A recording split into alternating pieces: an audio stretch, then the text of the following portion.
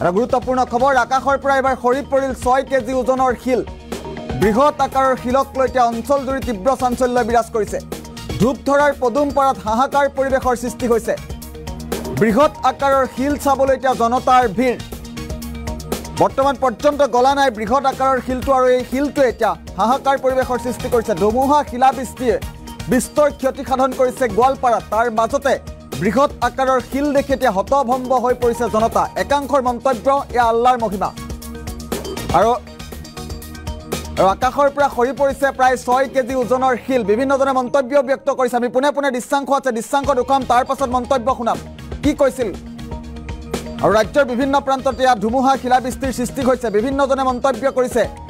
দৃশ্যাংশটো লক্ষ্য কৰক আমি ডাবল উইণ্ডো যোগে দুটাকৈ দৃশ্যাংশ দেখুৱাৰ চেষ্টা কৰিম বিভিন্নজনে মন্তব্যও কৰিছে মন্তব্যসমূহ পৰৱৰ্তী পৰ্যায়ত শুনাম কিন্তু তাৰ পূৰ্বে দৃশ্যাংশকেইটা লক্ষ্য কৰক কেনেধৰণৰ পৰিৱেশৰ সৃষ্টি হৈছে গোৱালপাৰাত দুটাকৈ দৃশ্যাংশ দেখুৱাইছোঁ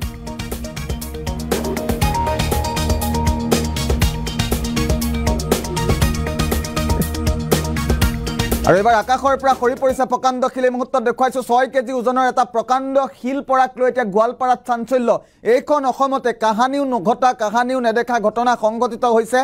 জামছেদ আলীৰ ঘৰত এতিয়া হাহাকাৰ পৰিৱেশৰ সৃষ্টি হৈছে জামছেদ আলীৰ বাসগৃহৰ সমীপতে এই শিলটো বাগৰি পৰিছিল আকাশৰ পৰা যেটো কালিৰ নিশা প্ৰচণ্ড শিলাবৃষ্টি হৈছিল ৰাজ্যৰ বিভিন্ন প্ৰান্তত আৰু ৰাজ্যৰ বিভিন্ন প্ৰান্তত হোৱা শিলাবৃষ্টিৰ পাছতে এই ঘটনা সংঘটিত হৈছে প্ৰায় 6 কেজি ওজনৰ এটা শিল আকাশৰ পৰা সৰি পৰিছে আৰু তাৰ পাছতেই চাঞ্চল্য বিৰাজ কৰিছে এবাৰ গোৱালপাৰাত জামছেদ আলী নামৰ এগৰাকী লোকৰ বাসগৃহৰ সমীপত এই প্ৰকাণ্ড শিলটো বাগৰি পৰিছিল আৰু তাৰ পাছতে হাহাকাৰ পৰিৱেশ সৃষ্টি হৈছে এটা শিল চাবলৈ এতিয়া ৰাইজৰ ভিৰ জনতাৰ ভিৰ এইদৰে শিলটো লৈ এতিয়াও গলি যোৱা নাই কালি নিশাৰ ভাগত পৰা শিলটো আৰু এই শিলটো লৈ এতিয়া ব্যাপক চৰ্চা লাভ কৰিছে গোৱালপাৰাত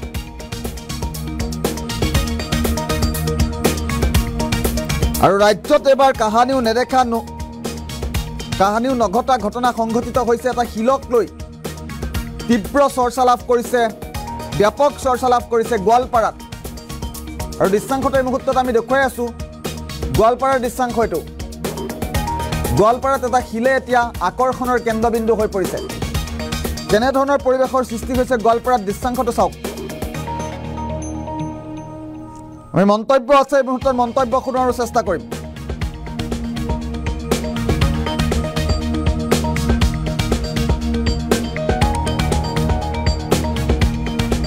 আমার কালি রাতে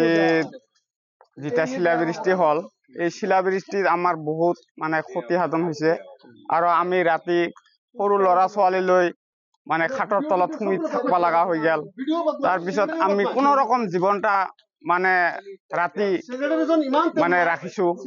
তাৰপিছত আজি ৰাতিপুৱা চাং একেবাৰে গোটে মানে ভাঙি চিঙি গোটে ছিন্ন ভিন্ন হৈ গৈছে আমি ইয়াত থাকিব লগা ঠাইয়ে নাই আমাৰ এইটো গৰুচটকা মাজৰ পাৰা এইখিনিত বহুত খেতি পথাৰত খেতি নাইয়ে কোৱা চলে খেতিবিলাক সব ভাঙি চিঙি গৈছে সেইখিনিয়ে মোৰ ক'বলগীয়া চৰকাৰক এই আহ্বান জনাইছো মই আমাৰ খেতি হোৱা মানুহখিনিৰ যাতে কিবা এটা উপযুক্ত সহায় কৰে ঘৰত থাকবা নাপা হৈ গৈছো একেবাৰে টিন টুন ছিঙি ছিঙি শেষ এই ডাঙৰ ডাঙৰ পাথৰ পড়ছে ৰাতি টোপনি মাৰবা নৰা হৈ গৈছো বিছনা টিছনা গোটে ভিজি জিকি শেষ কাপড় কানি ধান ধান অলপ চলপ আছিল তাকো ভিজি টিজি শেষ চাউল ধান সব ৰাতি নিশাটো কটোৱাৰ বহুত কষ্ট হৈছে কষ্ট মানে টোপনি মাৰবা পাৰা নাই বহি আছিলো ৰাতি আৰু 3টা বজাত উঠি ভাত খাবা লাগে চেহেৰি খেতি বাতিও নষ্ট হৈছে খেতি বাতি হৈছে খেতি বাতি তো হিলে নষ্ট করছে না আজিকালি খালি ধান ফোর অবস্থাত গেছে আৰু কালি নিশাৰ ভাগত যেহেতু প্ৰচণ্ড শিলাবৃষ্টি হৈছিল গুৱাহাটী মহানগৰীকে ধৰি ৰাজ্যৰ বিভিন্ন প্ৰান্তত আৰু ৰাজ্যৰ বিভিন্ন প্ৰান্তত শিলাবৃষ্টিৰ পাছতে হাহাকাৰ পৰিৱেশৰ সৃষ্টি হৈছিল কিন্তু তাৰ পাছতে এটা শিলে এতিয়া আকৰ্ষণৰ কেন্দ্ৰবিন্দু হৈ পৰিছে গোৱালপাৰাত সমগ্ৰ ৰাজ্যতে এক নোহোৱা নোপোজা কাহানিও নোহোৱা নোপোজা এটা ঘটনা সংঘটিত হৈছে এইখন অসমতে এটা 6 কেজি ওজনৰ 5-6 কেজি ওজনৰ এটা শিল বাগৰি পৰিছে আৰু শিলটো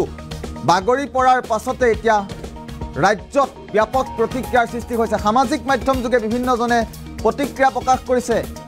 বিৰল মহাজাগতিক বিৰল ঘটনা সংঘটিত হৈছে